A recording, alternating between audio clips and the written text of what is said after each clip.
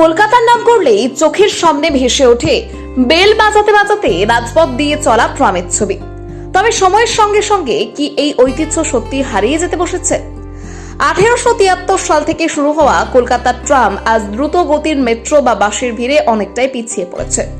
পরিস্থিতি এমন হয়েছিল যে আগের সরকারের সময়ে শহরের ট্রাম সার্ভিস বলতে গেলে প্রায় পুরোটাই বন্ধ হয়ে যায়। কিন্তু সাধারণ মানুষের আবেগ আর কলকাতার ঐতিহ্যকে সম্মান জানাতে শেষ পর্যন্ত একটি মাত্র পথ খোলা রাখা হয়েছিল এসপ্ল্যানেড থেকে ময়দান। তবে কলকাতাবাসীর জন্য সুখবর হলো নতুন রাজ্য সরকার কিন্তু এই ইতিহাসকে এভাবে মুছে যেতে দিতে নারাজ। এই হেরিটেজকে বাঁচিয়ে তুলতে ট্রাম পরিষেবা আবার নতুন করে চালু করার এবং পুনরুজ্জীবিত করার চিন্তা ভাবনা চলছে। ময়দানের সবুজ পাতার ছায়ার মধ্যে দিয়ে ধীর গতিতে চলা এই ট্রাম কেবল যাতায়াতের মাধ্যম নয়, এটা তিলোত্তমার আবেগ। আমরা এই বিষয়ে পথ চলতি সাধারণ মানুষ এবং শহরের প্রবীণ মানুষদের সঙ্গে কথা বলেছিলাম। বেশিরভাগ মানুষেরাই একটাই দাবি, আধুনিকতার ভিড়ে কলকাতার এই 150 বছরের পুরনো পরিচয়কে যেন কোনোভাবেই হারিয়ে যেতে দেওয়া না হয়। এখন দেখার সরকার তাদের নতুন পরিকল্পনায় এই স্মৃতি ঘেরা ট্রাম লাইনকে কতটা সগৌরবে রাজপথে ফিরিয়ে আনতে পারে। কলকাতার ফরিয়াপুকুর থেকে পায়েল দাসের রিপোর্ট, স্টিং নিউজ। নমস্কার, আমি পায়েল দাস। স্টিং নিউজের পক্ষ থেকে চলে এসেছি কলকাতার ফরিয়াপুকুর ট্রাম ডিপোর সামনে। এখানকার জনগণের কাছ থেকে আমরা জেনে নেব যে পুরনো যে সরকার হয়েছে তারা প্ল্যানেট থেকে ময়দান পর্যন্ত একটা হেরিটেজ রুট রেখে বাদবাকি সব ট্রাম বন্ধ করে দিয়েছিল। তো সেই ক্ষেত্রে তাদের ঠিক কি মতামত? কলকাতায় একটা ঐতিহ্যের মধ্যে পড়ছে এই ট্রাম। বিভিন্ন বাঙালি, তারপরে কলকাতায় যারা রয়েছেন তাদের ছোটবেলাকার স্মৃতি হচ্ছে এই ট্রাম।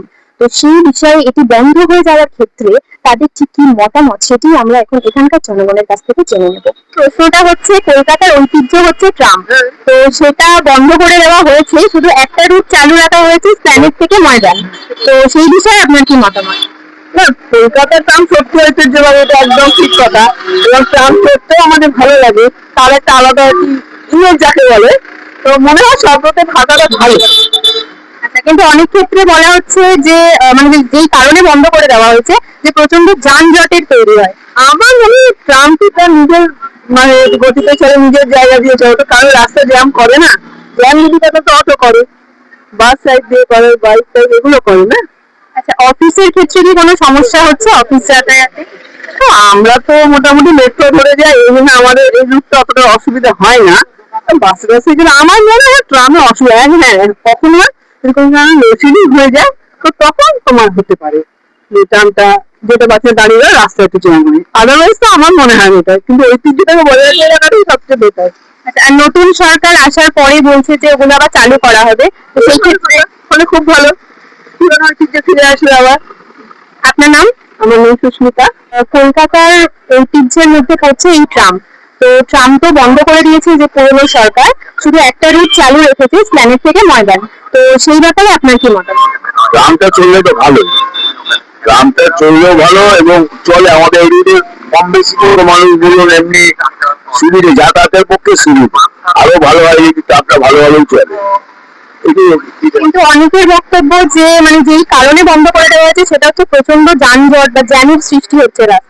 ও তো যানজট কিছুই হয় না, তো রাস্তা ভালো করেছিল বামফ্রন্ট আমলে, যে রাস্তা তৈরি করেছিল এখনো সেই রাস্তা রয়েছে, কোনো যানজটের কোনো অসুবিধা নেই। হচ্ছে জানি না সরকার কিরকম কি ভালো বুঝেছে এই মুহূর্তে, কিন্তু যানজট হওয়ার মতন কোনো জিনিস নেই। খারাপ খারাপ হয়ে গেলে মাঝখানে তখন হয়তো অসুবিধা।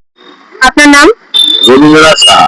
এতক্ষণ আপনারা জেনে নিলেন কলকাতায় এই ঐতিহ্যবাহী ট্রাম বন্ধ হয়ে যাওয়ার পথে সেই বিষয়ে সাধারণ মানুষের কলকাতাবাসীদের ঠিক কি মতামত। ক্যামেরায় শ্রবণা তালুকদারের সঙ্গে আমি পায়েল দাস, স্টিং নিউজ।